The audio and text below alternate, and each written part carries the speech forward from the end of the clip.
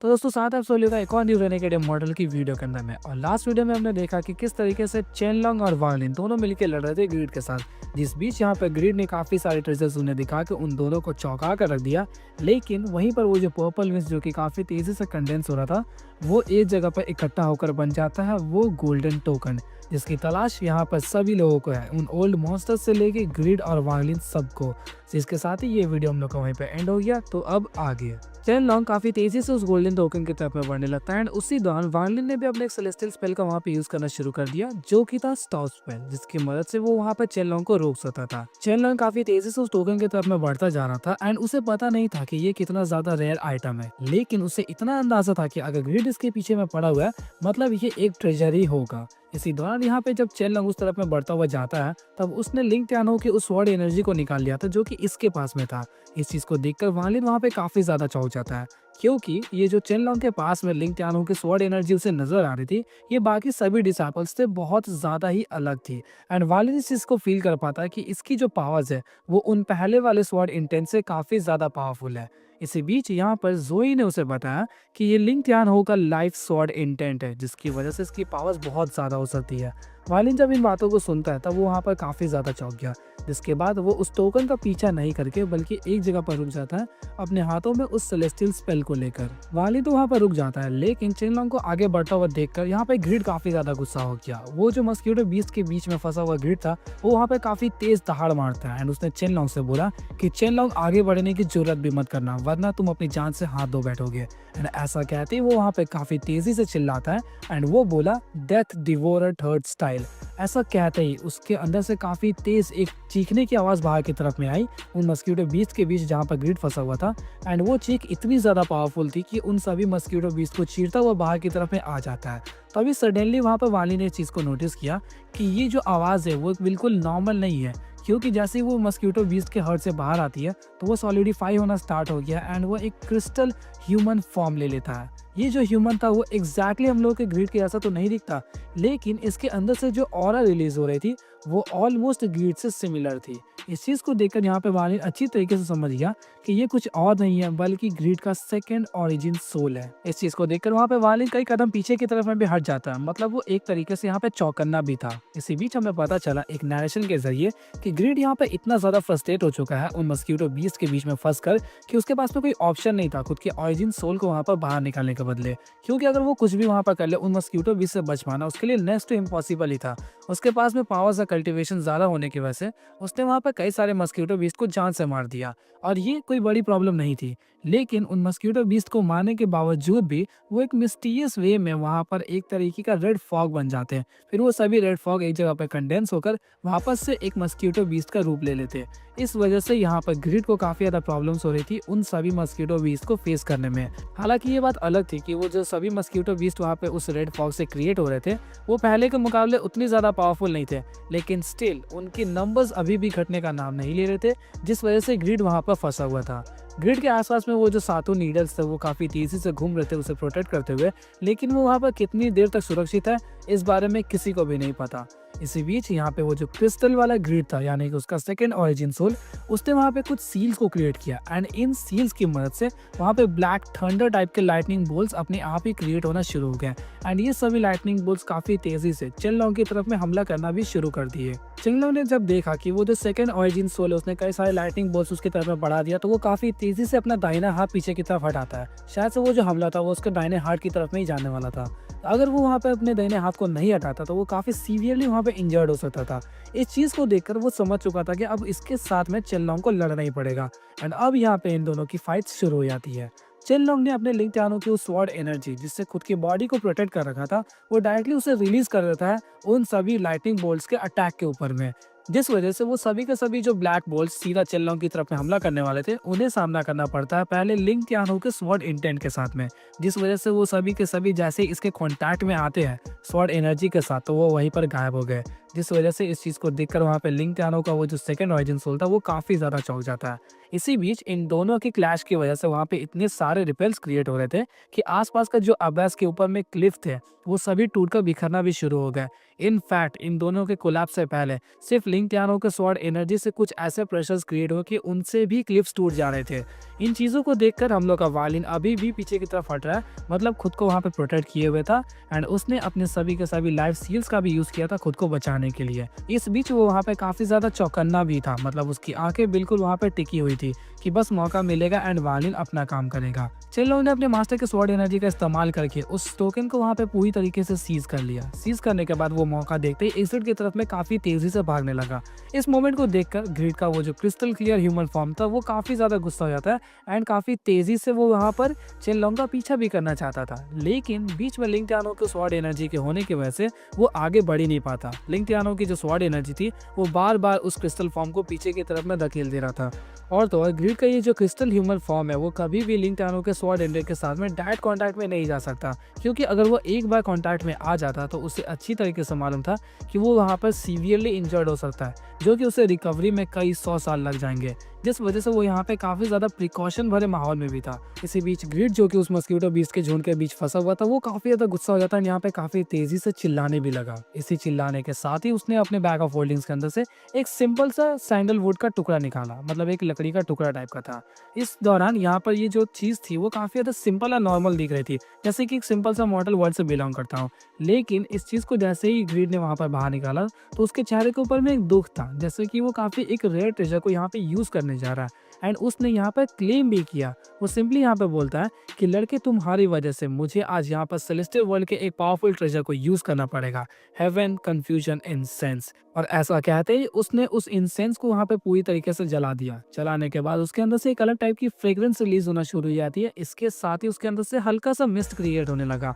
ये जो मिस्ट था वो उतना ज़्यादा घना तो नहीं था, लेकिन इसने यहाँ पर पूरी तरीके से उन सभी मस्कीटो बीस्ट को फंसा दिया, जिसके बाद ग्रीड यहाँ पर उन सभी मस्कीटो बीस्ट के अंदर से काफ़ी आसानी से छूट भी जाता है। इस दौरान तक सिचुएशन कुछ ऐसी हो चुकी थी कि चेनलॉन्ग ऑलमोस्ट एग्जिट के पास पहुंच चुका था एंड वो वहाँ पर कहता भी है, brother Wang and senior grid, आप दोनों का शुक्रिया मुझे इस टोकन को दिलाने के लिए, अब मैं आप लोगों से अलविदा लेता हूँ।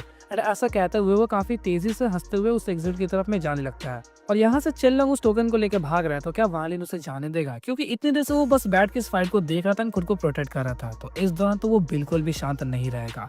उसने अपने मन में ही हल्का सा बड़बड़ाया, स्टॉप। एंड ऐसा कहते ही वहाँ पे सडनली उस पूरे के पूरे एबिस के अंदर में थोड़े से चेंजेस आने लगे एंड यहाँ पे कुछ मिस्टीरियस पावर्स ने चेनलॉन्ग को एक जगह पर फ्रीज कर दिया। सिर्फ उसकी बॉडी ही नहीं, उसकी ऑरिजिन सोल इंक्लूडिंग उसकी सेलेस्टियल स्पिरिचुअल एनर्जीज, वो सभी के सभी एक जगह पे फ्रीज हो जाती है। उसकी बॉडी थोड़ी सी भी वहाँ पर मूव नहीं हो रही थी एंड वो वहाँ पे बस कंफ्यूज था कि आखिर हुआ क्या। अगर इस एबिस के अंदर में कोई पावरफुल कल्टिवेटर होता तो वो एक चीज को नोटिस कर पाता कि पूरे एबिस के अंदर में वहाँ पे कई सारे थ्रेड्स निकल चुके हैं, मतलब धागे, जो कि उस चेनलॉन्ग को पूरी तरीके से बांध के रख दिया है। इस चीज को देखकर वहां पे ग्रीड काफी ज्यादा खुश हो जाता है, क्योंकि चेनलॉन्ग वहां पर अटक चुका है, जिस वजह से वो जो इंसेंस का मिस्ट था उसने चेनलॉन्ग को भी वहां पर घेर लिया एंड इस चीज का फायदा उठाते हुए ग्रीड वहां पे उस टोकन को हासिल करने के लिए आगे की तरफ बढ़ने लगा। इस चीज को देखकर वालिन वहां पे आराम से बैठा रहे, बिल्कुल भी नहीं। वालिन भी काफी तेजी से अपने सेलेस्टियल स्वॉर्ड, मतलब ज़ोई के सेलेस्टियल स्वॉर्ड के ऊपर में ट्रैवल करना शुरू कर देता है एंड इस दौरान वानी की स्पीड लिटरली इतनी ज्यादा थी कि उसने ग्रीड को भी हक्का बक्का करके रख दिया। इस चीज को देखकर वहां पे ग्रीड बोलता है कि वालिन, तुम्हें क्या लगता है कि तुम मेरे हाथों से खजानों को छीन पाओगे? बिल्कुल भी नहीं। इस दौरान तक वालिन वहां पे ज्यादा कुछ रिस्पॉन्स नहीं करता, बल्कि उसने चुपचाप वहां पर हल्का सा फिर से बोला, स्टॉप। एंड इस दौरान यहाँ पर ग्रीड पूरी तरीके से फ्रोज हो जाता है, लेकिन ग्रीड के पावर्स का कल्टीवेशन स्लाइटली ज्यादा होने की वजह से वो वहाँ पर थोड़ी जल्दी रिकवर भी हो गया। वालिन का ये जो सेलेस्टियल स्पेल है स्टॉप, वो एक्चुअली में एक लो ग्रेड का सेलेस्टियल स्पेल है, जिस वजह से यहाँ पे ग्रेड के ऊपर में उतनी देर के लिए असर नहीं करता। बट स्टिल जितनी देर के लिए ग्रीड वहाँ पे फ्रोज हुआ, उस दौरान तक वालिन ग्रीड को भी पीछे छोड़ देता है। उसकी नजरों के सामने से वो आगे की तरफ में बढ़ गया उस टोकन को हासिल करने के लिए। इस चीज को देखकर यहाँ पे फिर से ग्रीड काफी तेजी में चिल्लाता है एंड कहता है, वालिन, तुम्हारी हिम्मत कैसे हुई इस ओल्ड मैन के सामान को छीनने की? ऐसा कहते हुए चेनलॉन्ग भी वहाँ पे पूरी तरीके से रिकवर हो चुका था एंड इस दौरान तक वो स्मोक में भी फंसा हुआ है, जिसके आसपास में कई सारे सीज भी बने हुए थे। वो चाहता था उस चीज़ को तोड़कर बाहर जाने की, लेकिन वो उससे बाहर नहीं निकल पाता। अब तक की कहानी सुनकर तुम्हें एक चीज तो क्लियर हो चुका होगा कि ऑलरेडी चेन लॉन्ग एग्जिट के पास पहुंच चुका था। इसके साथ ही ग्रीड उसकी तरफ में बढ़ता भी है एंड वांग लिन भी वहां पर जा चुका था। मतलब ऑलमोस्ट ये तीनों फायर डीमन कंट्री का वो जो एग्जिट था उसके पास में पहुंच चुके थे। लेकिन थैंक्स टू जोई का सेलेस्टियल स्वॉर्ड और उसकी स्पीड, जिस वजह से वालिन इन तीनों से काफी ज्यादा आगे भी निकल चुका था। अभी तक वालिन ऑलमोस्ट हम लोग के चेन लॉन्ग के पास में था एंड उसे एग्जिट के पास में सनलाइट भी नजर आ रही थी। लेकिन इसी दौरान यहाँ पर ग्रीड ने एक ऐसा कांड किया जिसे देखकर तुम लोग बहुत ज्यादा चौंकोगे। एक्चुअली में ग्रीड ने यहाँ पर एक फर्नेस को निकाला एंड वो वहाँ पे काफी जोर से चिल्लाता है, reward the universe, reverse the heavens and earth. इस मोमेंट के दौरान तक वाली ने चेन लॉन्ग के हाथों से उस टोकन को लेकर ऑलमोस्ट एग्जिट की तरफ में पहुंच चुका था। लेकिन ये जो हम लोग का ग्रीड का फर्नेस नजर आता है, इसके ऊपर में कई सारे बीस्ट के रूइंस बने हुए थे एंड जैसे ही ग्रीड ने इस डायलॉग को मारा, उस दौरान उस बड़े से फर्नेस के अंदर से काफी तेज ब्लैक लाइट बाहर की तरफ में निकलने लगती है, जिसने पूरे आसमान से लेकर जमीन सभी चीजों को वहां पर ढक दिया। इस दौरान सिचुएशन कुछ ऐसी लग रही थी जैसे हेवेंस अर्थ बन गया हो एंड जो अर्थ है वो हेवेंस बन गया हो।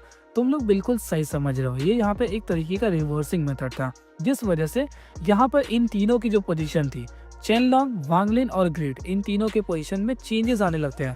मतलब इस मोमेंट के दौरान तक चेन लॉन्ग जो कि सबसे पीछे था वो वांग लिन की जगह पर स्विच हो जाता है एंड वांग लिन जो कि सबसे आगे था फायर डीमन सिटी के एग्जिट की तरफ में, वो पीछे की तरफ में आ जाता है उस जगह पर जहाँ पे चेन लॉन्ग फंसा हुआ था। मतलब अभी जो सबसे पास में है ग्रिड के, वो हम लोग का वांग लिन आ चुका है। इस दौरान तक चेन लॉन्ग जो कि वांग लिन के पोजीशन में पहुंच चुका था ऑलमोस्ट एग्जिट के पास, उसने मौका देखकर वो एग्जिट से बाहर जाने लगता है, क्योंकि ग्रिड के पास में जो ट्रेजर्स उसे नजर आते हैं उसे देख के वो काफी ज्यादा घबरा गया। वो समझ जाता है कि अभी अभी उसने जिस ट्रेजर को यूज किया था उसके अंदर में डिवाइन पावर्स थी एंड उसने पर्सनली इस चीज को फील किया, जिस वजह से अब वो इस मामले में पढ़ना नहीं चाहता था एंड वो एग्जिट की तरफ में जाने लगा। इस दौरान वो कहता भी है कि ग्रीड की भले ही कल्टीवेशन कम हो, लेकिन स्टिल ये वर्दी है हमारे मास्टर के जनरेशन से बिलोंग करने वाला कल्टीवेटर कहलाने के लायक, क्योंकि इसके पास में कुछ ऐसे ट्रेजर्स आ चुके हैं जिस वजह से ये एक सेलेस्टियल पैलेस के कल्टीवेटर्स तक को चैलेंज कर सकता है। इस बीच हमें एक नैरेटिव के जरिए बताया गया कि ग्रीड स्टार्टिंग से ही कई सारे ट्रेजर्स को वहाँ पे ऑब्टेन करने में ज्यादा भरोसा करता था, जिस वजह से इसके पास में कई सारे ऐसे ट्रेजर्स है जिस वजह से ये सेलेस्टियल पैलेस के कल्टीवेटर्स तक को वहाँ पे चैलेंज तो कर सकता है। लेकिन स्टिल ऐसे कई सारे ट्रेजर्स इसके पास में है कि जिसका ये पर्सनली इस्तेमाल करना भी नहीं जानता, जिस वजह से मोस्ट ऑफ द टाइम ये फाइट्स को अवॉइड करता है एंड भाग जाता है कि कहीं अगर एक बार इसने ट्रेजर को निकाला, यूज नहीं कर पाया, तो हो सके इसका ओपोनेंट उससे छीन ना ले, जिस वजह से ये मोस्टली फाइट्स को अवॉइड करता था। लेकिन इस दौरान तक वालिन जो कि उस मिस्ट में फंस चुका है जहाँ पर पहले चेन लॉन्ग फंसा हुआ था, तो इस चीज को देखकर वालिन काफी ज्यादा चौंका, जिस वजह से उसके पास में ज्यादा मौका नहीं था एंड उसने यहाँ पर अपने मन को शांत करके टोकन को अपने बैग ऑफ होल्डिंग्स के अंदर में रखा। और वो जब उस फर्नेस की तरफ ज्यादा गौर से देखने लगा तब वो एक ही झटके में उसे पहचान लेता है कि आखिर ये कहाँ से बिलोंग करता है, जिसके बाद वो वहाँ पे काफी ज्यादा चौकन्ना हो जाता है एंड इसी बीच वहाँ पे जोई की जो आवाज थी वो उसके दिमाग में गूंजना शुरू हो जाती है, जहाँ पर जोई बोलता है कि इस आदमी के जो ट्रेजर्स है वो बिल्कुल भी सिंपल नहीं है, वालिन जरा बच के रहो। इस दौरान तक जोई का वो जो सेलेस्टियल स्वॉर्ड था वो वहाँ पे काफी तेज आवाजें निकालने लगा, जैसे कि वो फुल स्पीड में यहाँ से जाने ही वाला होगा। जोई ने ऐसा कहते ही अपने स्वॉर्ड के आसपास में अपनी स्वॉर्ड इंटेंट को रिलीज करना शुरू कर दिया, जिसके बाद वो काफी तेजी से यहाँ पे चिल्लाता है ओपन एंड वो जो मिस्ट था वो वहाँ पे पूरी तरीके से हट गया एंड काफी तेजी से वालिन यहाँ पे ट्रैवल करना शुरू कर दिया। इस बीच तक जोई भी समझ चुका था कि इस कल्टीवेटर के पास में कई सारे एक्स्ट्रा ऑर्डिनरी ट्रेजर्स है, लेकिन ग्रीड यहाँ पे पूरी तरीके से पागल हो चुका है। ग्रीड काफी तेजी से वालिन की तरफ में देखता है, चिल्ला कर कहता है कि थैंक्स टू सीतू नान, जिसकी वजह से मैं उस वेस्ट प्लैनेट सुजाको के ऊपर में 10,000 सालों से फंसा हुआ था, जिस वजह से मुझे मौका मिला कि मैं इन सभी ट्रेजर्स को समझ सकूं, जिस वजह से आज मैं तुम्हारे खिलाफ इसे यूज भी कर पा रहा हूँ। और ऐसा कहते ही उसके हाथों में एक अलग टाइप की स्क्रीन अपीयर हो गई, जिसे काफी तेजी से उसने वालिन की तरफ में धकेल दिया। ये जो स्क्रीन थी जैसे ही धकेला जाता है तो वो तकरीबन 100 से भी ज्यादा फीट बड़ी हो जाती है एंड उसके ऊपर में एक लैंडस्केप की पेंटिंग नजर आने लगी, जिसके ऊपर में माउंटेन्स थे, वैलीज थी और कई सारे प्लांट्स वगैरह, जिस बीच यहाँ पे मिस्ट भी नजर आता है। इस पेंटिंग को देख के कोई भी आसानी से कह दे कि ये एक्चुअली में एक सेलेस्टियल ड्रीम की पेंटिंग होगी। इस दौरान ग्रीड ने यहाँ पर बताया कि मुझे सेलेस्टियल ड्रीम के माउंटेन एंड रिवर की पेंटिंग तो नहीं मिली, लेकिन उसका एक इम्प्रिंट मिल गया इस स्क्रीन के ऊपर में एंड ऐसा कहते ही वो वहाँ पे काफी जोर से चिल्लाता है गैदर फॉर मी। और जैसे ये आवाज वहाँ पे ग्रीड के मुंह से निकली, वो जो स्क्रीन था उसके अंदर में काफी मिस्टीरियस चेंजेस आने लगे एंड उसने पावरफुल यहाँ पे सक्शन फोर्स को क्रिएट किया, जो कि काफी तेजी से वालिन को अपनी तरफ खींच रहा था। इस दौरान यहाँ पे जोई समझ चुका था कि इससे बचने के लिए जोई को अपने फुल पोटेंशियल का यूज करना पड़ सकता है, जिस वजह से यहाँ पे जोई जोई ने अपने स्वॉर्ड इंटेंट, जो कि उसके पास में मेजॉरिटिकली 2 है, उनमें से एक को यहाँ पे यूज़ कर देता है, जिस वजह से उसकी पावर्स काफ़ी ज़्यादा बढ़ जाती है। इंक्लूडिंग इस चीज़ को देखकर वहाँ पे वालिन भी घबरा जाता है, जिस वजह से उसने भी लिंग टियानो के उस स्वॉर्ड इंटेंट को रिलीज़ कर दिया। जिसके साथ ही अब क्या होता है इस बारे में हम लोग नेक्स्ट वीडियो में जानेंगे। आज के इस वीडियो को हम लोग यहीं पे एंड करते हैं। आई होप कि हम लोग को वीडियो अच्छी लगी होगी, और अगर अच्छी लगी है तो लाइक मारो। नेक्स्ट वीडियो के ड्यूरेशन हम लोग वापस से 20 मिनट के आसपास कर देंगे, तब तक के लिए इसी से काम चला लो। तो दोस्तों स्वागत है सभी लोगों का एक और न्यू रेनेगेड मॉडल की वीडियो के अंदर में। एंड पिछली वीडियो में हमने देखा कि किस तरीके से चेनलोंग को वो गोल्डन टोकन तो मिल गया था, लेकिन ग्रीडा वांगले ने कुछ ऐसे हथकंडे यहाँ पर अपनाए कि चेनलोंग के हाथों से वो पूरी तरीके से छूट जाता है। एंड अब वो आ चुका था हम लोगों की वांगलिंग के हाथों में। जिस बीच वांगलिंग सबसे तेजी से एसिड की तरफ में जा ही रहा था, लेकिन सडनली वहाँ पर ग्रीड ने एक पावरफुल फर्नेस को निकाला, जिस वजह से वहाँ पे सभी लोगों की जो पोजीशन थी वो स्विच हो जाती है। मतलब वांगलिंग पीछे की तरफ आ चुका था एंड चेनलोंग उसकी जगह रिप्लेस हो जाता है। इसके साथ ये वीडियो वहीं पर एंड हो गया। तो अब आगे जैसे ही जोई ने देखा कि ग्रिड के पास में कई सारे एक्स्ट्रा ऑर्डिनरी ट्रेजर्स है, तो वो खुद पर खुद ही वहाँ पे अपने सेलेस्टियल स्वॉर्ड से बाहर आया था। मतलब उसका जो स्पिरिट फॉर्म था अब वो डायरेक्टली ग्रिड के साथ में लड़ने वाला था। इस बीच वार्लिन ने जब देखा कि ग्रिड जोई के साथ में लड़ रहा है, तो वो समझ जाता है कि जोई को हरा पाना ग्रिड के लिए लगभग नेक्स्ट टू इम्पॉसिबल होगा, क्योंकि भले उसके पास में कई सारे ट्रेजर्स हो, तो जोई को हराने के लिए जितनी पावर्स चाहिए ग्रिड के पास उतनी नहीं है। इसी के साथ उसे ये भी पता था कि जोई भी ग्रिड को इतनी आसानी से नहीं हरा पाएगा, क्योंकि ग्रिड के पास में जो ट्रेजर्स है वो उसको प्रोटेक्ट करके रखेंगे। जिस वजह से जो टाइम मिल रहा है, इसी टाइम के बीच में मैं यहाँ से निकल लेता हूँ।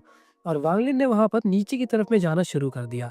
वांगलिन काफ़ी तेज़ी से उस सेलेस्टियल स्वॉर्ड के ऊपर में ट्रैवल करता हुआ नीचे की तरफ जा रहा था, बट स्टिल नीचे की तरफ से काफ़ी तेज़ रेजिस्टेंस और पावर्स वांगलिन को अपोज कर रही थी, मतलब नीचे नहीं जाने दे रही थी। इसी बीच अगर ग्रिड वहाँ पे इन्वॉल्व है, तो ग्रिड का जो सेकेंड ओरिजिन सोल था वो वांगलिन के पीछे पड़ जाता है। उसके साथ ही वहाँ पे कई सारे लाइटनिंग बोल्ट्स वगैरह, लाइटनिंग बोल्ट्स नहीं थे बल्कि एक्चुअली में वो लाइटनिंग बॉल्स थे, जो कि सीधा वांगलिन का पीछा कर रहे थे। वो जो रेजिस्टेंस पावर्स नीचे की तरफ से आ रही थी वो वांगलिन को तो रोकती ही है, इसके साथ ही उन सभी के सभी लाइटनिंग बोल्ट्स को भी रोकने का ट्राई करती है। बट स्टिल वो जो लाइटनिंग बोल्ट्स थे वो इतने ज्यादा पावरफुल थे कि उन सभी प्रेशर्स को कट करता हुआ नीचे की तरफ में जाने लगता है, सीधा वांगलिन के ऊपर में अटैक करने के लिए। इसी बीच वो जो ग्रिड का ओरिजिन सोल है वो भी काफी तेजी से नीचे की तरफ जाने लगा। वांगलिन को काफी तेजी से भागता हुआ देखकर ग्रिड का वो जो सेकंड ओरिजिन सोल था वो वहाँ पे काफी ज्यादा फ्रस्ट्रेट हुआ था। उसने अपने हाथ से कुछ सील्स और पाम्स को वहाँ पे क्रिएट किया, जिस वजह से ये जो 9 लाइटनिंग बॉल्स थे वो सभी एक लाइन में आ जाते हैं एंड सीधा काफी तेजी से वांगलिन की तरफ में अटैक कर दिया। मतलब एक तरीके का कैनन बॉल के टाइप में। ये अटैक जैसे वांगलिन की तरफ में बढ़ना शुरू हो जाता है, तो वांगलिन समझ चुका था कि इससे बच पाना बहुत ज्यादा मुश्किल है। जिस वजह से वांगलिन ने अपने गॉड स्लेइंग चैरियट को वहाँ पे निकाल दिया। गॉड स्लेइंग चैरियट के अंदर का जो बीस्ट है वो एक्चुअली में एक तरीके का सेलेस्टियल बीस्ट है, जिस वजह से वो जैसे ही बाहर की तरफ में आता है तो उसकी थोड़ी सी प्रेजेंस वहाँ पे महसूस होने लगी। गॉड स्लेइंग चैरियट का वो जो ठंडा बीस्ट था उसने वहाँ पर अपने नाक से कुछ ग्रीन स्मोक को वहाँ पर निकाला, जिसकी मदद से वो सभी लाइटनिंग बॉल्स वहाँ पे रुक जाएंगे, लेकिन ऐसा कुछ भी नहीं होता है, बल्कि वो और भी ज्यादा तेज हो गए। इस चीज को देखकर वो जो ठंडा बीस्ट था उसने काफी तेज वहाँ पर दहाड़ मारी, जिस वजह से वो सभी के सभी जो लाइटनिंग बॉल्स वांगलिन की तरफ जा रहे थे अब वो मुड़ चुके थे सीधा इस ठंडा बीस्ट की तरफ में। इस चीज को देखकर ग्रिड का वो जो सेकंड ओरिजिन सोल था वो काफी ज्यादा चौंक जाता है, जिसके बाद उसकी दिमाग और भी ज्यादा खराब हो जाती है। तो जिस वजह से उसके आसपास में वो जो ब्लैक लाइटनिंग्स थी वो उसकी मदद से वांगलिन के ऊपर में हमला कर दिया। इसी बीच उसने अपने फोरहेड के अंदर में टच किया एंड वहां से एक बड़े से हैमर को वो निकालता है। इस हैमर के ऊपर में काफी सारी लाइटनिंग पावर्स हम लोग को नजर आती है एंड यही जो लाइटनिंग पावर्स थी उसकी मदद से वो वांगलिन के ऊपर में फिर से हमला कर दिया। मतलब एक्चुअली में उसने यहाँ पे दो हमले कर दिए। ये सभी लाइटनिंग्स एक जगह पे इकट्ठा होकर काफी तेजी से वांगलिन की तरफ में बढ़ने लगते हैं एंड इस दौरान मानो ये लाइटनिंग ऐसा दिख रहा था जैसे वो एक बड़ा सा ड्रैगन हो जो कि सीधा वांगलिन को निगलने जा रहा है। इसी बीच हम लोगों का अभी जो गॉड स्लेइंग चैरियट वाला ठंडा बीस्ट है वो फिलहाल उन सभी के सभी 9 लाइटनिंग बॉल्स को निगल रहा है। इस चीज को देखकर यहाँ पर वांगलिन समझ चुका था कि इस लाइटनिंग ड्रैगन से उसे पर्सनली निपटना पड़ेगा, जिस वजह से उसने अपने बैग ऑफ होल्डिंग्स के अंदर से वो बड़ा सा नहीं बल्कि एक सिंपल सा सेलेस्टियल ब्रश को निकाला। ब्रश को निकालने के बाद उसने 5 स्ट्रोक सिंबल्स को यहाँ पे क्रिएट किया, जो कि टोटल 5 थे एंड वांगलिन ने अपने ओरिजिन सोल के 5 छोटे छोटे टुकड़े उसके अंदर में ट्रांसफर कर दिया। इसके बाद यहाँ पर जो रोशनी थी काफी तेजी से चमकने लगती है। तुम्हें पता है कि जो 5 स्ट्रोक सिंबल्स की पावर्स होती है वो बिल्कुल सन के बराबर है, जिस वजह से ये सभी स्ट्रोक्स और वो लाइटनिंग ड्रैगन जब एक दूसरे के साथ में कोलाइड हुए तो काफी तेज वहाँ पे धमाका होने लगता है एंड काफी पावरफुल रेजिस्टेंस फोर्स वहाँ से क्रिएट होने लगी। एंड इस वजह से नीचे की तरफ से वो जो प्रेशर वांगलिन के ऊपर में क्रिएट हो रहा था वो भी एक टाइम के लिए स्लो डाउन हो जाता। मतलब ये जो क्लैश था वो बहुत ज्यादा ही भयानक था। जैसे ये धमाका वहाँ पे खत्म हुआ, वाली के वो जो 5 स्ट्रोक सिंबल्स थे, वो वापस उसकी बॉडी के अंदर में आ गए, मतलब उसकी ऑरिजिन सोल का हिस्सा। इस बीच हम लोग को वो ड्रैगन नज़र आता है, जो कि वहाँ पे बिल्कुल मोशनलेस खड़ा है, मतलब वो हिल भी नहीं रहा है, बस वो वहीं पे अटक गया है। इसी दौरान तक हम लोग का ये जो ठंडा बीस्ट था, उसने 9 के 9 यहाँ पे सभी लाइटनिंग बॉल्स को अब्सॉर्ब कर लिया। इसी के साथ ही वो जो मोशनलेस ड्रैगन है, वो उसे भी डिवोर कर लेता है। डिवोर करने के बाद वो ग्रिड की तरफ में एक अलग ही नज़रों से देखा, जैसे मानो वो उसे छेड़ रहा हो। एंड देखने के बाद वो वापस से वार्लिंग को फॉलो करने लगता है। इस चीज़ को देखकर वहाँ पे ग्रिड बोलता है, डैम बीस्ट। जिसके बाद उसका दिमाग और भी ज़्यादा खराब हो गया एंड उसने उस हैमर को फिर से वहाँ पर एक बार मूव किया। एंड इस दौरान जब वो उसे स्विंग करता है, तब इसके अंदर से एक अलग टाइप की लाइटिंग क्रिएट होती है, जो कि इस दौरान रेड कलर की थी। वार्लिन अच्छी तरीके से फील कर पा रहा था कि उसके पीछे वो जो लाइटिंग पावर्स है, वो पहले के मुकाबले बहुत ज़्यादा पावरफुल है। इनफैक्ट उसके जो बाल थे, वो वहाँ पर खड़े होना शुरू हो जाते हैं। तुम्हें पता लगता होगा कि जब भी लाइटिंग वगैरह लगती है, तो वो वहाँ पर बाल वगैरह खड़े कर देते, तो वार्लिन को वो चीज़ फील हो रही थी। जिसके बाद वार्लिन नीचे की तरफ में जाना बिल्कुल भी नहीं रुकता। हमें पता है वो डीप एबिस की जो प्रेशर है वो काफ़ी ज़्यादा थी, बट स्टिल वार्लिन ने वहाँ पर लिंग त्यानो की स्वॉर्ड इंटेंट को यूज़ कर दिया था, जिस वजह से वार्लिन के ऊपर में ज़्यादा इफेक्ट नहीं होता एंड वो नीचे की तरफ में जाना कंटिन्यू करता है। इस दौरान इन दोनों की स्पीड काफ़ी ज़्यादा थी। ग्रिड ऑलमोस्ट उसके पास में पहुंच जा रहा था किसी किसी सिचुएशन के दौरान, लेकिन वार्लिन वहाँ पे जैसे तैसे बच के नीचे की तरफ जाने लगता है। ग्रिड ने जब फाइनली पूरे हैमर को अच्छी तरीके से स्विंग कर दिया, तो वो जो रेड लाइटनिंग थी, वो वार्लिन की तरफ काफ़ी तेज़ी से बढ़ने लगती है। लेकिन एक चौंका देने वाली बात ये थी कि वो वार्लिन के पास नहीं आता, बल्कि वो अपने आप ही डिस्पर्स होके क्लिफ के ऊपर में लगने लगता है, मतलब साइड बाय साइड जो पोर्शंस थे उनके ऊपर में लगने लगा। इस चीज को देखकर वार्लिन अच्छी तरीके से समझ गया कि कुछ तो गड़बड़ है, जिस वजह से उसने गॉड स्लिंग चाइल्ड को पकड़ा एंड खुद के बैग ऑफ होल्डिंग्स के अंदर में वापस रख देता है। इसके साथ ही उसने अपने सभी के सभी लाइफ सील्स को यहाँ पे एक्टिवेट कर दिया था अपने डिफेंस को स्ट्रॉन्ग करने के लिए। इसी बीच वो जो रेड लाइटनिंग्स थी, वो सभी उन क्लिप्स के साथ में टकरा के छोटे रेड डॉट्स में क्रिएट हो जाता है एंड वो सभी रेड डॉट्स वहाँ पे धीरे धीरे करके एक्सपैंड होना शुरू हो गया, जिस बीच तक वो सभी रेड डॉट्स की मदद से रेड लाइटनिंग टाइप का वहाँ पे एक नेट क्रिएट हो गया, जो कि वार्लिन को वहाँ पे ट्रैप करने वाला था। वार्लिन ने इस दौरान तक या शीशों के जरिए दिया गया वो जो सभी ब्लड जेट्स थे, उनको एक्टिवेट करना शुरू कर देता है। मतलब वो उन्हें जितना ज़्यादा तोड़ेगा, उसका जो डिफेंस है वो उतना ज़्यादा स्ट्रांग बनता जाएगा। एंड उसके पास में ऐसे कुछ गिने चुने जेट्स भी थे। उन सभी को तोड़ने के बाद उसकी बॉडी के पास में जो सेकंड डिफेंस था, वो था उसका लाइफ सील्स। लेकिन ये जो रेड लाइटिंग वाला नेट था, वो इतना ज़्यादा पावरफुल था कि उसने सभी ब्लड जेट्स की बैरियर को तोड़ दिया एंड वो कभी कभी पहुंच जा रहा था वार्लिन के लाइफ सील के पास में। इस चीज़ को देखकर वार्लिन बहुत ज़्यादा चौंका एंड खुद को बचाने की पूरी कोशिश करता है। तो वार्लिन यहाँ पे फंसा ही रहेगा। By the way, happy new year for 2026। मैं आशा करता हूँ कि आप लोगों का ये जो नया साल है वो काफ़ी अच्छी तरीके से जाएगा एंड आपकी ज़िंदगी में खुशियाँ भरी माहौल क्रिएट होते रहेंगे। मैं उतना अच्छा स्पीकर नहीं हूँ जिस वजह से एक अच्छा लाइन नहीं बोल पाया, बट स्टिल अगर तुम्हें अच्छा लगा हो तो प्लीज़ कमेंट में हैप्पी न्यू ईयर लिख देना। बाय द वे, आप लोग मुझे इंस्टाग्राम पर फॉलो कर सकते हो, जहाँ पे मैं रेगुलर अपडेट्स वगैरह एंड खुद के लाइफ अपडेट्स वगैरह देती रहता हूँ कि किस तरीके की वीडियोज़ वगैरह आने वाली है। लिंक डिस्क्रिप्शन में है। इसके साथ ही वार्लिन के जो एक्सप्रेशंस थे, वो वहाँ पे काफ़ी ज़्यादा खराब हो गए एंड वो बस सोच लेता है कि अब माहौल बहुत ज़्यादा खराब हो चुका है, जिस वजह से वो ग्रिड की तरफ में देखता है एंड उसने यहाँ पे लिंग त्यानो के उन तीनों स्वॉर्ड्स को निकाला। तुम्हें पता होगा कि अभी अभी हाल फिलहाल में उसने 3 डिसाइपल्स को यहाँ पे मारा है, तो उन तीनों के स्वॉर्ड्स को निकाल लेता है एंड सीधा हम लोगों के ग्रिड की तरफ में पॉइंट करते हुए बोलने लगा कि अगर तुम लड़ना ही चाहते हो तो चलो लड़ते हैं। अब यहाँ पर भागने का कोई भी रास्ता नहीं बचा, क्योंकि नीचे की तरफ का जो रेजिस्टेंस है वो इतना ज़्यादा है कि हम लोग इसके अंदर से पास ही नहीं कर सकते। एंड ऐसा कहते हुए वो उस सेकंड ऑरिजिन सोल की तरफ में काफ़ी तेज़ हमले करना शुरू कर दिया। वो जो तीनों स्वॉर्ड्स थे, उसके अंदर से काफ़ी तेज़ फॉर्मेशन क्रिएट होना शुरू हो गया एंड वहाँ पर 3 स्पिरिट्स निकल जाते हैं, जिनमें से एक था माउस, दूसरा था सुअर पिग एंड तीसरा था शिप। इन तीनों इवल स्पिरिट्स एक साथ में फ्यूज होकर लिंग त्यानो के स्वॉर्ड एनर्जी बन जाते हैं एंड उनकी पावर्स इतनी ज़्यादा थी कि वो जो लाइटनिंग नेट था, वो उसे तोड़कर उन सभी के पीछे चला जाता है एंड सीधा ग्रिड के सेकंड ऑरिजिन सोल के साथ में टकरा गया। मतलब टकराया नहीं, बल्कि वो उसकी तरफ में हमला कर दे रहा था, उसकी छाती को चीरने के लिए उस तरफ में बढ़ते ही जा रहा था। इस चीज़ को देखकर वहाँ पे ग्रिड की फट के चौसट हो गई, जिस वजह से ग्रिड ने अपने फिर से उस लाइटिंग हैमर को मूव किया एंड उसके अंदर से जो भी लाइटिंग पावर्स निकलती है, उसकी मदद से वो उन तीनों स्वॉर्ड्स को वहाँ पे रोकने का ट्राई करता है। ये जो तीनों स्वॉर्ड्स थी, वो वहाँ पर लिंग त्यानो के स्वॉर्ड एनर्जी को पोजेस करती थी, जिस वजह से यहाँ पे जो सेकंड ऑरिजिन सोल है वो काफ़ी ज़्यादा कॉशियस है, क्योंकि अगर वो वहाँ पे थोड़ी सी भी गलती करता तो वो अपनी जान से हाथ धो बैठता था। जिस वजह से वो कॉन्स्टेंटली यहाँ पे उस हैमर को मूव कर रहा था एंड वो रेड लाइटनिंग की वजह से उन सभी स्वॉर्ड्स को रोकने का पूरा ट्राई करता है। एंड इसके साथ ही वो चाहता था कि लिंग त्यानो की जो स्वॉर्ड एनर्जी है इससे वीक हो जाए, ताकि उस तक आते-आते वो पूरी तरीके से गायब हो जाए। लेकिन यहाँ पे पासा बिल्कुल पलटता हुआ नज़र आने लगा। इस चीज़ को देखकर वां लिन वहाँ पे काफ़ी ज़्यादा टेंशन में आ गया, क्योंकि अभी-अभी जो लिंग त्यानो की स्वॉर्ड एनर्जी थी उसने भेज दिया ग्रेड के ऊपर में हमला करने के लिए, जिस वजह से यहाँ जो नीचे का रेजिस्टेंस है अब वो वां लिन के ऊपर में कुछ ज़्यादा ही फील हो रहा था। तो वां लिन ने सोचा यहाँ पर कि क्यों ना इस मौके का फ़ायदा उठाया जाए, एंड वो काफ़ी तेज़ी से उन सभी ब्लड जेट्स को क्रश करता हुआ उन बैरियर्स को क्रिएट कर रहा था, एंड उन रेजिस्टेंस पावर्स की मदद से वो ऊपर की तरफ उड़ना शुरू कर देता है, मतलब सीधा ग्रिड के सेकंड ऑरिजिन सोल की तरफ में। यहाँ पर वां लिन कॉन्स्टेंटली उन जेट्स को इसलिए क्रश कर रहा है क्योंकि उसकी बैरियर्स की वजह से वो वहाँ पर जिंदा बचा हुआ है, वरना एक बार जब लिंग त्यानो की वो स्वॉर्ड एंटेड यहाँ से चली गई तो उसे पर्सनली पूरा का पूरा अपने लाइफ सील्स के ऊपर में डिपेंडेंट होना पड़ता, जो कि उसके जान के लिए जानलेवा हो सकता था, जिस वजह से वो इन सभी ब्लड बैरियर्स की मदद से सीधा ग्रिड के सेकंड ऑरिजिन सोल की तरफ में हमला करने के लिए बढ़ गया। इस दौरान वां लिन काफी तेजी से ऊपर की तरफ में जाने लगा। इस चीज को देखकर ग्रिड का वो जो सेकंड ऑरिजिन सोल था उसने उस नेट को वापस से काफी तेजी से कॉन्ट्रैक्ट कराना शुरू कर दिया, ताकि वां लिन उसी के अंदर में फंस जाए। लेकिन सिचुएशन अब उसके हाथों से बाहर जा चुका था। वां लिन ने एक चीज को नोटिस किया कि वो जब जब अपने पावर्स को यूज कर रहा है, मतलब ग्रिड का ऑरिजिन सोल, उसके माथे के बीच में मतलब फोरहेड के पास में एक अलग टाइप का सिंबल क्रिएटेड है, जो कि डे बाय डे डार्क होते आ रहा है, मतलब यूज बाय यूज वो डार्क होते आ रहा था। इस चीज को देखकर वां लिन वहाँ पे समझ जाता है कि यही वो मार्क है जिसकी मदद से ग्रिड अपने सेकंड ऑरिजिन सोल को यहाँ पे कंट्रोल कर रहा है। तो उसने सोचा कि उसे सबसे पहले इस मार्क को वहाँ पे डिस्ट्रॉय करना पड़ेगा, जिस वजह से उसका जो सीधा हमला था वो उस मार्क के ऊपर ही होने वाला था। इस बीच तक यहाँ पे वां लिन बहुत ज़्यादा एनरेज्ड हो चुका था, क्योंकि उसकी काफ़ी ज़्यादा एनर्जीज यहाँ पे एग्जॉस्ट हो गई।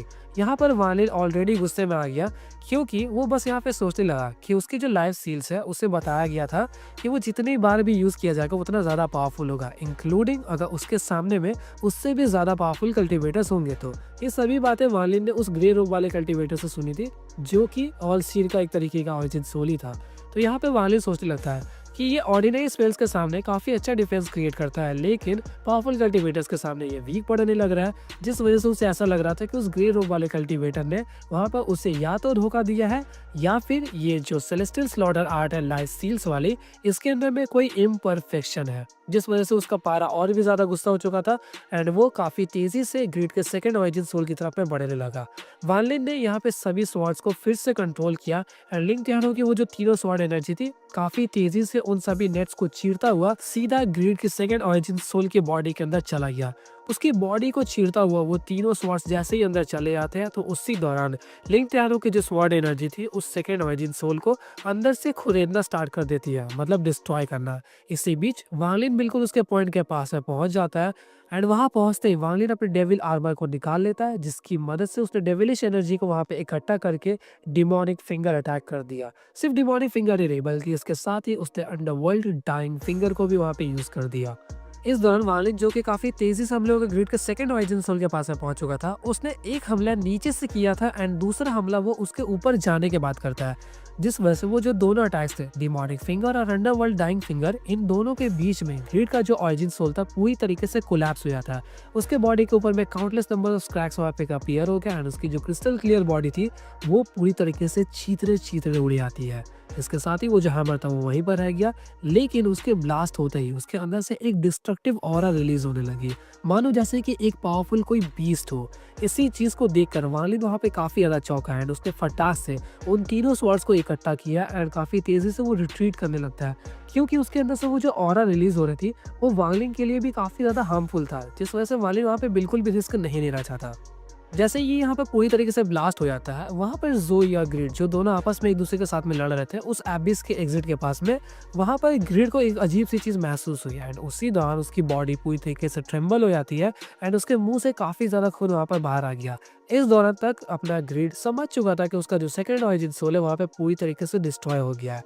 इसी दौरान वो जो डिस्ट्रक्टिव ऑरा वहाँ से रिलीज हो रही थी वो चीज़ हम लोगों के ज़ोई और ग्रिड दोनों को फील होने लगती है। ये ऑरा इतनी ज़्यादा पावरफुल थी कि वो जो लिंग त्यानो का तीनों स्वॉर्ड्स था, जिसके अंदर वो तीनों स्पिरिट्स थे, माउस, पिग और हम लोग का शीप वाला, वो भी वहाँ पे काफ़ी ज़्यादा घबरा गए, एंड एक तरीके से छुपने जैसा पोजीशन में आ गए थे। इस दौरान तक ये जो ऑरा रिलीज हो रही थी वो एक्चुअली में ग्रीन लाइट टाइप का था, और वो जो ग्रीन लाइट था वो काफ़ी तेज़ी से एक जगह पे कॉन्ट्रैक्ट होना शुरू हो जाती है, मतलब इकट्ठा होना, जिसके बाद वो पूरी तरीके से कॉन्ट्रैक्ट होकर एक तरीके का ड्रैगन का फॉर्म ले लेती है। इस चीज़ को देखकर वांग लिन वहाँ पे बहुत ज़्यादा चौंका है, क्योंकि ये एक्चुअली में कुछ और नहीं बल्कि ग्रीन लाइटनिंग ड्रैगन था, सॉरी एंशिएंट थंडर ड्रैगन। और ये बहुत ज़्यादा फेमस होता है, इसकी पावर्स भी बहुत ज़्यादा होती है। इसी दौरान हमें पता चलता है कि ग्रीड ने एक्चुअली में इस एंशिएंट थंडर ड्रैगन को कैसे पाया। हमें पता चलता है कि जब ग्रीड बच्चा था, मतलब फाउंडेशन एस्टैब्लिशमेंट ड्रीम के अंदर में, तब वो एक क्लिफ से मतलब पहाड़ से नीचे की तरफ में गिर गया एंड उसी दौरान उसे ये ancient thunder dragon as a baby के फॉर्म में रूप में मिला। मतलब वो एक बच्चा एंशिएंट ड्रैगन उसे मिल जाता है। जिसके बाद ग्रीड को इस बारे में नॉलेज थी, तो उसने इसे अपने साथ में ही रखा। कई बार जब ग्रीड के ऊपर में हमला हुआ तो वो इस एंशिएंट थंडर ड्रैगन की मदद से, मतलब इसकी ऑरा की मदद से वो खुद को प्रोटेक्ट भी कर लेता था। क्योंकि तुम्हें पता है ना, ऑरा फील होने के बाद कई सारे पावरफुल कल्टिवेटर्स लड़ने भी नहीं आते। तो सिर्फ ग्रीड के भी साथ में ऐसा सिचुएशन चल रहा था। जिसके बाद ही ग्रीड एक छोटे से टाउन में जाता, तो वहाँ पे उसे एक वेस्ट मटेरियल मिला। तुम्हें पता है ये सभी चीज़ों को इकट्ठा करना काफ़ी ज़्यादा पसंद है इसे, मतलब भंगार वाला हमारा। तो वहाँ पे उसे भंगार मिलता है, लेकिन एक्चुअली में बाद में जाकर उसे पता चला कि वो एक तरीके का भंगार नहीं बल्कि एक मैजिकल ट्रेजर था, जिसके ऊपर में कुछ ब्रांड और सील्स क्रिएटेड थे। इन सभी ब्रांड और सील्स की मदद से हम लोगों के ग्रीड ने इन फ्यूचर चल के उस एंशिएंट थंडर ड्रैगन के ऊपर में एक सील को क्रिएट कर दिया, जिस वजह से वो सारी जिंदगी सोया हुआ रहेगा, कभी भी उठेगा नहीं। एंड ग्रीड उसकी ऑरा को लगातार यूज करता गया। इसके साथ ही समय बीतता गया एंड ग्रीड इन फ्यूचर चल के जब एसिड लेवल में वो ब्रेक थ्रू कर देता है, तब उस दौरान उसने इस एंशिएंट थंडर ड्रैगन का यूज़ किया अपने सेकेंड ऑरिजिन सोल को क्रिएट करने के लिए। लेकिन उस दौरान भी इसने पूरी तरीके से उसे नहीं छेड़ा, क्योंकि अगर एक बार ये जो एंशिएंट थंडर ड्रैगन अभी भी सोया हुआ है, अगर जाग जाता तो वो ग्रीड के कंट्रोल से कभी भी जा सकता था। और ग्रीड इस बात का ध्यान वो हर एक कदम पर रख रहा था, अपने बचपन से लेके अभी तक के टाइम तक। और ये वही ड्रैगन है जो कि अब पूरा का पूरा खुद का फॉर्म ले चुका है एंड अवेकन हो गया, मतलब वो वहाँ पे जाग जाता है। क्योंकि उसी दौरान हम लोग को डिस्क्राइब मिला कि वो ड्रैगन जैसे पूरी तरीके से क्रिएट हुआ तो उसने अपनी आंखें खोली और तेज दहाड़ मारा, जिस दहाड़ के साथ ही वो किसी और की तरफ नहीं बल्कि वाली की तरफ में देखता है। क्योंकि भले ही वो अभी अभी यहाँ पर जागा हो, लेकिन अभी तक जो भी चीज़ें हुई वो उस बारे में सभी चीज़ें जानता था, जिस वजह से उसे पता था कि वाली के साथ में लफड़ा चल रहा है फिलहाल। जिस वजह से वो सोचता है कि वाली के ऊपर में पहले हमला किया जाए। वांगलिन उसकी पावर्स और ऑरा को जानता था, जिस वजह से वांगलिन उस रेजिस्टेंस की पावर्स को यूज करके उससे दूर जाने का ट्राई कर रहा था। लेकिन इस दौरान तक वो जो ड्रैगन है वो सीधा वांगलिन की तरफ में बढ़ने लगता है। इसी दौरान हमें पता चलता है कि ग्रीड एक्चुअली में कितना ज्यादा लकी है। यहाँ पर हमें एक चीज डिस्क्राइब मिली कि इसकी जो सेकंड ऑरिजिन सोल है वो एक ड्रैगन है। इसके पास एक फर्नेस था जो कि दूसरी एंशिएंट गॉड का है। इसके साथ ही इसकी जो कल्टीवेशन लेवल है वो काफी ज्यादा तो होगी, लेकिन भगवान का जो किस्मत है वो इसके साथ में ही है। क्योंकि जब ये 8 साल का था तब इसकी किस्मत इतनी अच्छी थी कि इससे 5 इयर्स ओल्ड सोलोमन सील मिल जाता है। एक तरीके का प्लांट होता है जिससे पावर्स काफ़ी ज़्यादा बढ़ जाती है एंड इसने गलती से उसे खा भी लिया। खाने की वजह से इसकी पावर्स की मदद से वो मरता नहीं है, बल्कि एक्चुअली में उसकी फाउंडेशन एक कल्टीवेटर की बन गई, जिस वजह से वो कल्टीवेट भी कर पाया। और भी ऐसी कई सारी चीज़ें इसे यहाँ पर मिली होगी, जिस वजह से वाली को ऐसा लगता है कि ये एक ऐसा कल्टीवेटर है जिसके पास में हेवेंस लक है, मतलब इसकी किस्मत बहुत ज़्यादा अच्छी है। इस दौरान तक वो जो बड़ा सा ड्रैगन था वो वाली का पीछा करना शुरू कर दिया था एंड वाली वहाँ पे एक करवाहट भरी स्माइल लेकर काफ़ी तेज़ी से भागने लगता है। जब वो इस टाइड एबेस के बिल्कुल डेप्थ की तरफ में जाने लगा तो वो एक सर्टेन पोर्शन की तरफ में काफ़ी पावरफुल सक्शन फोर्स क्रिएट हो रहा था, जो कि सभी चीज़ों को अपनी तरफ में खींचता है। तो वाली ने वहाँ पे बिना हिचकिचाए उस बॉटमलेस पिट के अंदर में जाना शुरू कर दिया। इस दौरान तक वाली को पता था कि उसके अंदर में ऐसा कोई भी चीज़ हो सकता है जो कि उसके लिए जानलेवा हो। तो वो ट्राई करता है कि वो जो बॉटमलेस पिट है उसके अंदर में एंटर करने के दौरान वो साइड बाय साइड में जो क्लिफ होंगे उसके पास में ही रहे, ताकि वो इन चीज़ों को पकड़ कर खुद को थोड़ी देर के लिए बचा पाए। इसके साथ ही उसने अपनी सेलेस्टियल स्पिरिचुअल एनर्जीज को भी पूरी तरीके से एक्टिवेट कर दिया। लेकिन ये अंधा एंशिएंट ड्रैगन, इसे नहीं पता था कि उस बॉटमलेस पिट के अंदर में क्या है, और ये भी वार्लिंग का पीछा करते हुए सीधा उसके अंदर में घुस जाता है। मतलब वो वार्लिंग की लेके ही मानेगा जान। सो इसी के साथ आज की इस वीडियो को हम लोग यहीं पे एंड करते हैं। आई होप कि आप लोगों को वीडियो अच्छी लगेगी, और अगर अच्छी लगी है तो इसके लिए लाइक मारना बिल्कुल मत भूलना। तो मिलता है आपसे एक और इंटरेस्टिंग वीडियो के साथ, तब तक के लिए गुड बाय।